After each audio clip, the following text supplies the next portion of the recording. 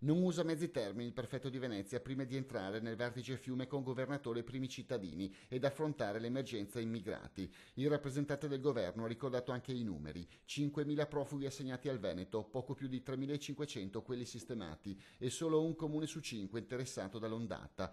Tradotto, da qui a fine estate ne arriveranno altri 1.500 ed i comuni interessati potrebbero essere quelli che finora hanno alzato il muro.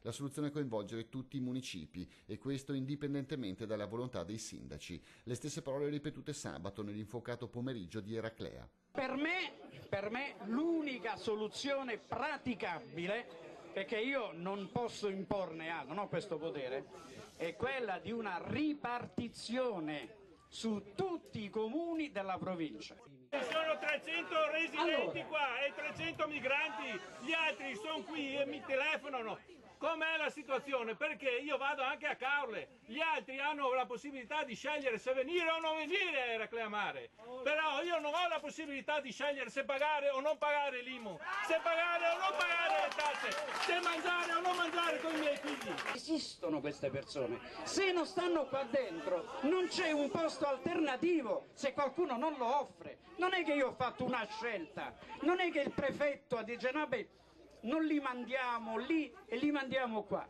Dall'altra parte il muro del governatore. Luca Zai ha ribadito il no della regione, contrarietà che verrà ribadita anche domani al capo dello Stato Mattarella alla sua prima visita ufficiale in Veneto, a Vicenza. Abbiamo già dato, come voi sapete, abbiamo 517.000 migranti in Veneto e penso che i risultati dell'integrazione avvenuta in Veneto siano sotto gli occhi di tutti. Diciamo che noi non possiamo pagare il conto dell'inefficienza e della cattiva gestione.